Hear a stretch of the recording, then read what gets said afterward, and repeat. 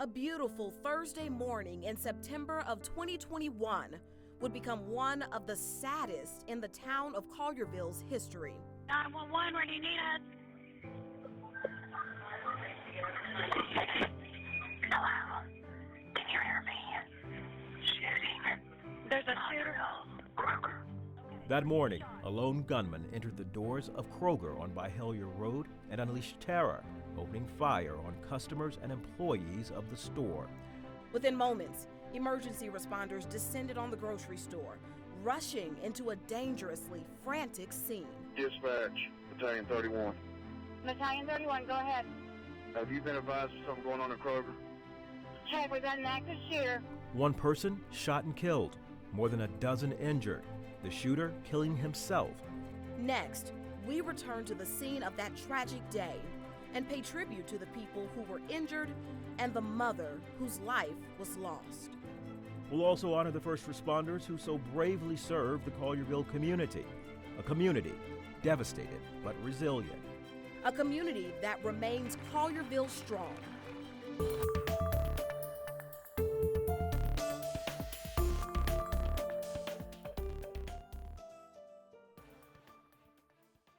Thank you for joining us for our Collierville Strong special. I'm Yvonne Thomas. And I'm Rudy Williams. 1 year ago today, tragedy struck the Collierville grocery store known as Kroger. A mother, wife, and sister killed when a man walked into the store and started shooting one of the 3 guns he'd brought with him. 13 others survived. Definitely dozens of families were impacted by this day, yet this town, this community, remained resilient. For the next 30 minutes, you'll hear stories of courage, of hope, and a community that grew stronger together. The Collierville area first responders were the brave men and women who rushed inside that store as workers and customers scrambled to exit any available exit they could. According to the police chief, this was the first American mass shooting where both firefighters and police worked together. Our Brad Broder spoke with 2 of those firemen who were sent to 2 different parts of the store on their lasting images and lessons learned. On the afternoon of September 23, 2021, an ordinary day changed for Collierville firefighters Skylar Hunt and Daniel LaPlante when they heard about a disturbance at the Kroger on New Byhalia Road. 911, what's the location of your emergency? Kroger on Byhalia and Poplar. 911, what's the location of your emergency? Kroger. All units. We're getting active shooter. 911 calls from 240 New Byhalia, 240 New Byhalia, Kroger. We pretty much immediately started heading to the truck. It's one of those situations, you don't have to look up the address. We know where Kroger is in this town. We've got fire en route. Is scene secure where they can go inside Kroger? Those same moments across town at Station 2, 3/10 of a mile from that Kroger, Hunt and other firefighters witnessed fear from their fellow citizens. We hear people screaming, running into the bay of the fire station and just yelled, they're shooting. And first thing I thought was, that can't happen in Collierville. But those doubts were dashed as the firefighters arrived at the most intense and significant crime scene in the town's more than 200-year history. As soon as we got there, there was a gentleman shot in the parking lot. First responders found more than a dozen people shot and didn't know if the active shooter acted alone or still firing. We're trained to do it, and we rely on our training, and we just trust our skills. Hunt tended to several people hurt in the back of the Kroger, including a worker shot in the chest and head, but conscious. What really just threw me off about it was the guy never stopped talking, never had breathing problems, and all he would say is, I want my mom, get my mama, I want my mama. LaPlante entered through the front of the store and witnessed the carnage firsthand.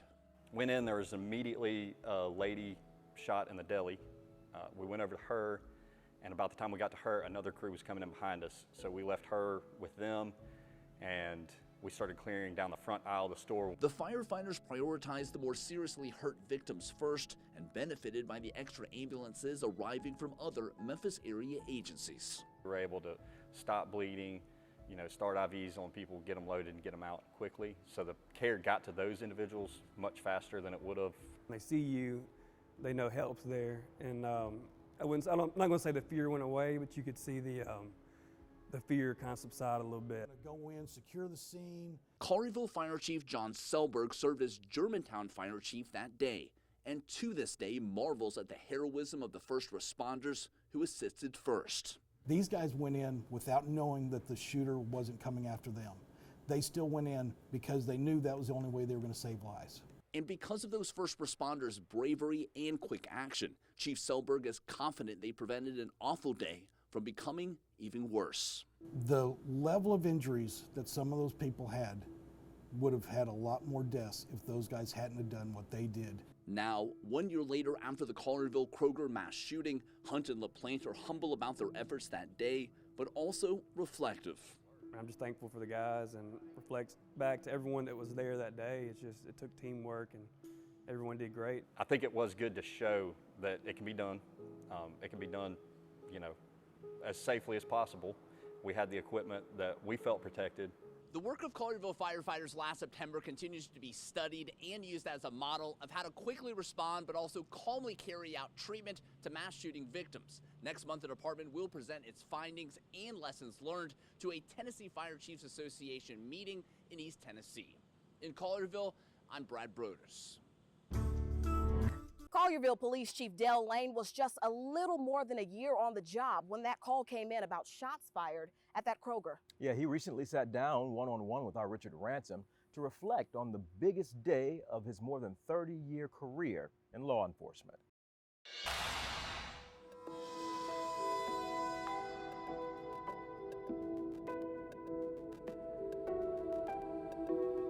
It could have been way worse, and we're blessed. Collierville Police Chief Dale Lane still keeps a framed letter from an 11-year-old who wrote him after that terrible day 1 year ago, which says in part, "I know that the big shooting was really scary for you, but God is with you, and so am I. I will be praying for you and your family." While encouraging letters can certainly help, like everyone who experienced that mass shooting, Chief Lane says he can never forget what happened. I was in this office, and the first thing I heard come out over that radio was 18 shots fired in the deli area, and then everybody tore out of here. When the chief says everybody, he's not exaggerating. He was meeting with one of his majors while another meeting was going on with members of the command staff in the room right next door. They were all at that Kroger parking lot in about 90 seconds, in part because shots were fired close to shift change. 36 officers, detectives, and members of that command team could get to the scene immediately. They went right to work, securing a 90,000 square foot store with the shooter still on the loose. Collierville dispatchers were getting more calls than they could handle. The dispatchers were getting just inundated with call after call after call after call, and it was so many calls coming in that the system just became overwhelmed and then began to turn over to the sheriff's office and to the Memphis Police Department. Ask Chief Lane now what made the difference, why more people weren't killed, and he'll give 3 reasons. First, the speed of the response. It wasn't long before some 200 officers were on the scene, from Memphis, Shelby County, Germantown, the TBI, and the FBI. Almost twice the total number of sworn officers than the entire town of Collierville.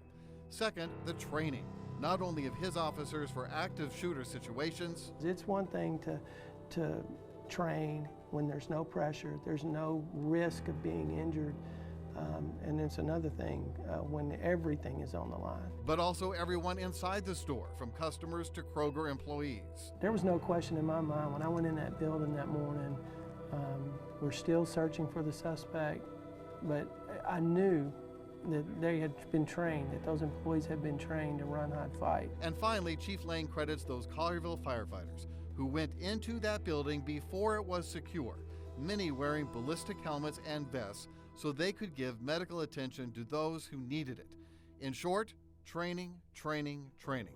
From officers to firefighters to citizens, training made all the difference. You can hope all day long that it doesn't happen, but hope's not a plan. Fortunately, on that day last September, they had both hope and a plan. In Collierville, I'm Richard Ransom. Next, we're talking with the family of Olivia King, the devout Catholic mother and sister, on how her faith and spirit lives on through them. But before we go, here's a message of hope from Briarcrest Christian School. I'm Karen Swatley, Collierville resident and president of Briarcrest Christian School.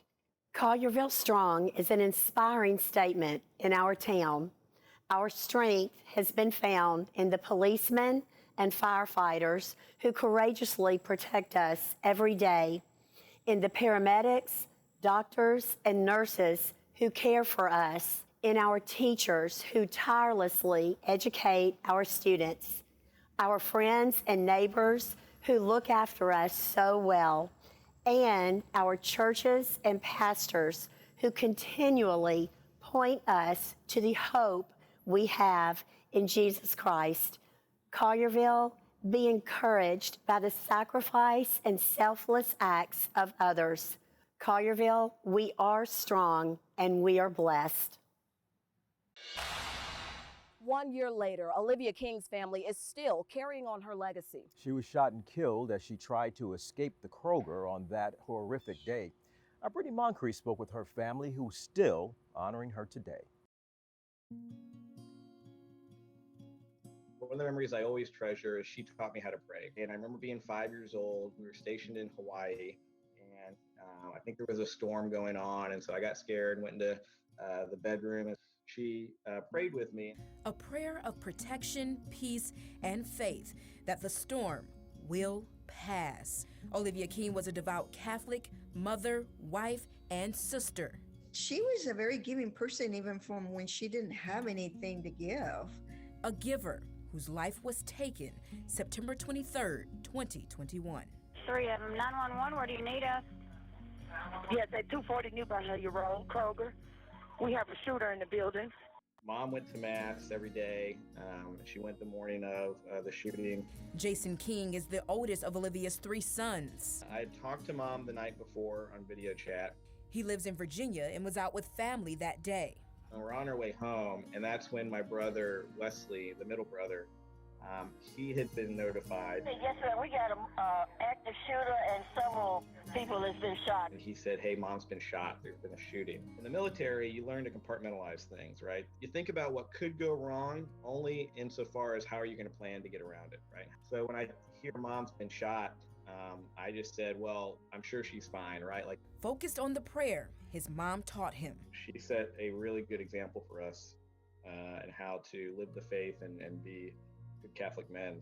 Olivia's sister Sue also got the call. Oh my God, I didn't even know what to think. I couldn't understand. I couldn't comprehend. What do you mean she was shot? Where, what?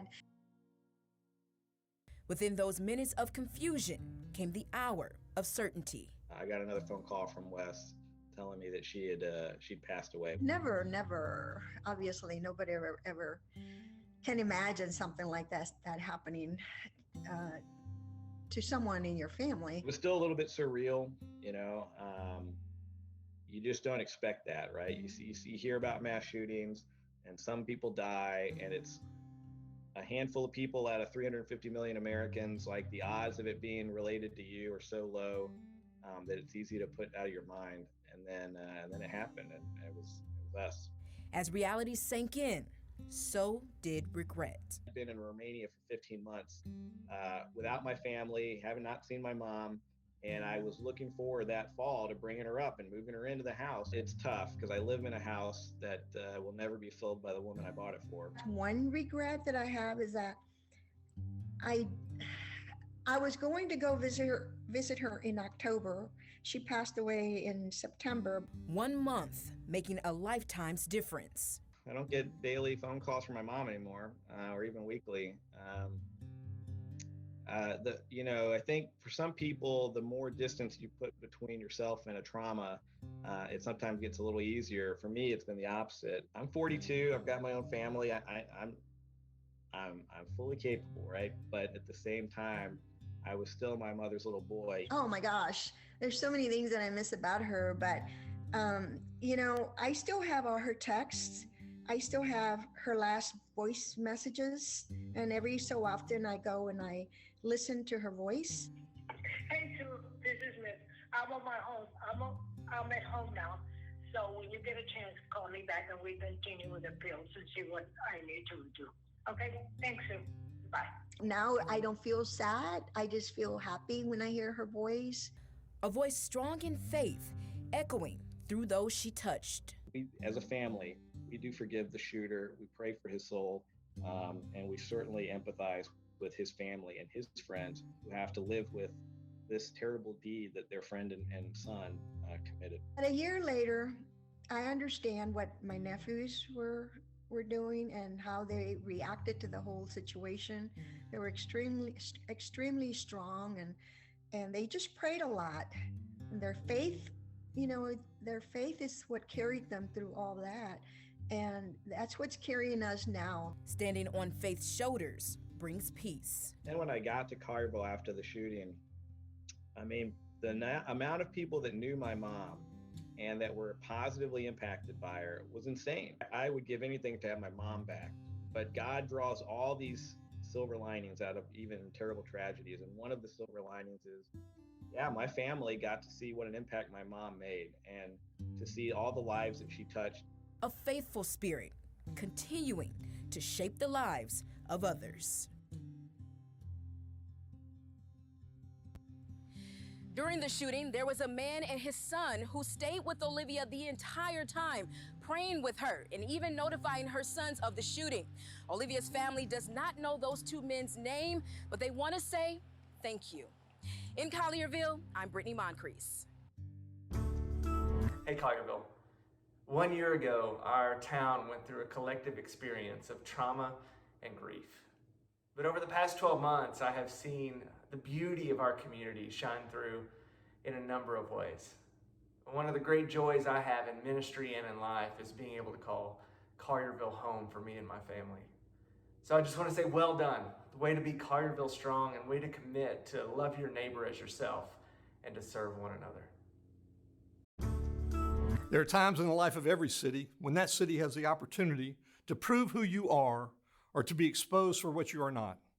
A year ago, in the aftermath of a terrible tragedy, Collierville proved itself to be a city of great courage and resilience.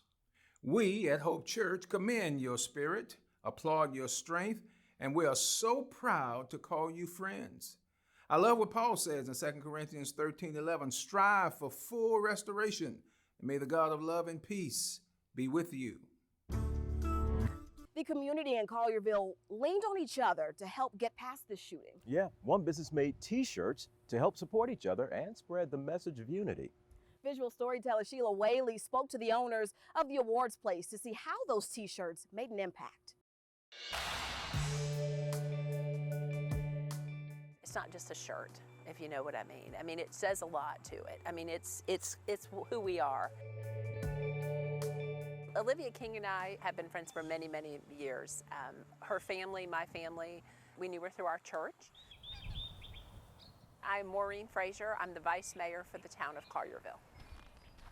Looking at this shirt, it reminds me of Olivia. It reminds me of her strength. And so this shirt, it's a positive because it shows our Collierville community, but also shows that Olivia, she was strong in everything that she did. So many people were trying to figure out what they could do to help. This was a way that they felt like they could help. I would go off of the youth colors. Name's Taryn Causey, the general manager of the awards place in Collierville, Tennessee. We were like, we want to do something that, how we could help. And that was the one thing that we thought we could help by doing was making t-shirts and raising money. We put something on social media early that morning. We opened at 10 and we had tons of people lining up by the time we got to work wanting to buy these shirts. I saw a social media post of these t-shirts and I'm like, I have to have one. It was really kind of a spur of the moment thing. We didn't really know how it would go and it took off. We were printing them as fast as we could go. Like we were getting our hands on every maroon shirt this city had. There were lines. They had printed a lot, but there were lines of people waiting to get the shirts. Almost everybody was like, we love this idea. We love the slogan, you know, the ColliervilleStrong, because, I mean, that was what we had to be because it was something that none of us ever dreamed would happen. And it happened in the blink of an eye, like it could happen anywhere. The day after, they were doing a moment of silence at the Collierville High School football game. And I just knew I needed my shirt before the football game. I had to have something, you know, to show that we are solid, we are strong, and we are going to get through this. And that night at the football game, people were wearing them. It was really neat. I mean, it'll give you chills to think about it. The awards place, the business in Collierville that started this, they were donating 50% of their proceeds to the victim fund. And at this point, nobody knew how many victims there would be. No one knew what the victim fund would even look like. But they right away said, we're going to do this. This is how much they cost. And right away, you had to go online or go in the store and order them. We donated at least $5,000. We've been open 27 years, and a lot of people know who we are. Keep doing what you're doing. Okay, cool. So I don't really think it made us any popular per se, but it definitely brought a lot of people through the door. And we had some people that came in, bought one, and didn't take the shirt. They just wanted to donate the money, or they bought one for a firefighter, or they bought one for a police officer.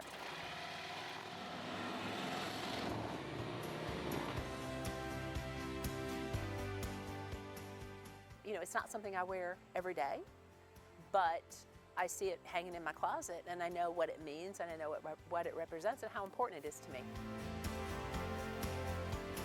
The 1-year anniversary, I'm expecting to see a lot more of the shirts out and about Collierville. We are strong. We're going to continue to be strong. We're not going to let that incident define who we are.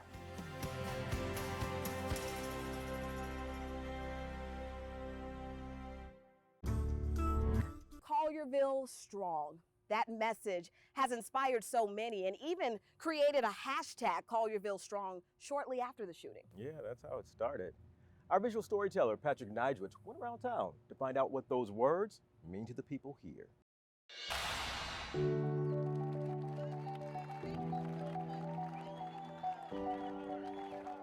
ColliervilleStrong to me was like a bond, a coming together of a city.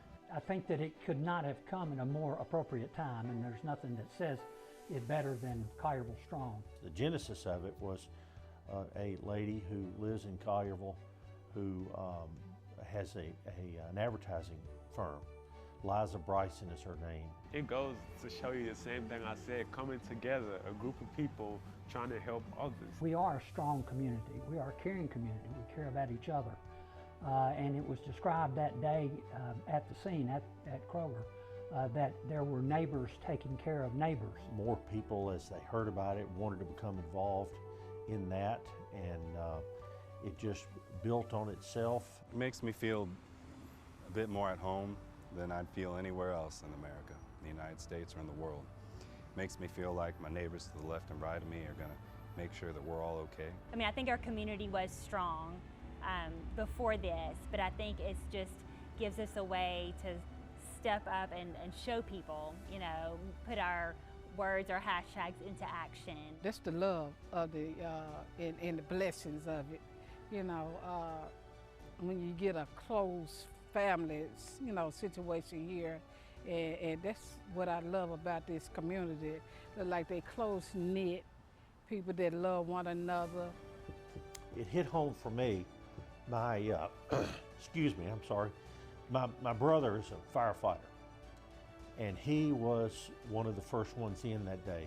He went in, not after the police, he went in with the police department as the active shooter was still in the building. Well, I think this community is very blessed with our first responders and their willingness, you know, just to put themselves out there first. You know, they're doing their job and going in and willing to risk their lives for the safety of our community. For people, a group of individuals to come together, to just go in and try to save lives, putting their own life at risk, is a really good thing to have. They are some of the bravest men and women we have working for us, and they're fearless. They jump right in and do their job. They stood strong, and they knew what it meant to be a protector of this city. We may go down for a second, but we're going to get back up.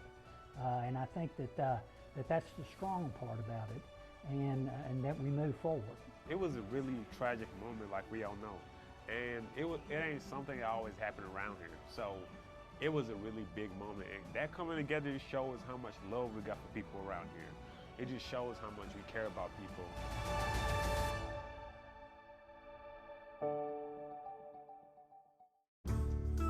Tonight, we've shown you the hope, strength, and resilience that lives here in Collierville. A town that didn't let tragedy define it, but yet grew in spite of it. Our thanks to everyone who allowed us to tell their stories. And thank you for joining us tonight.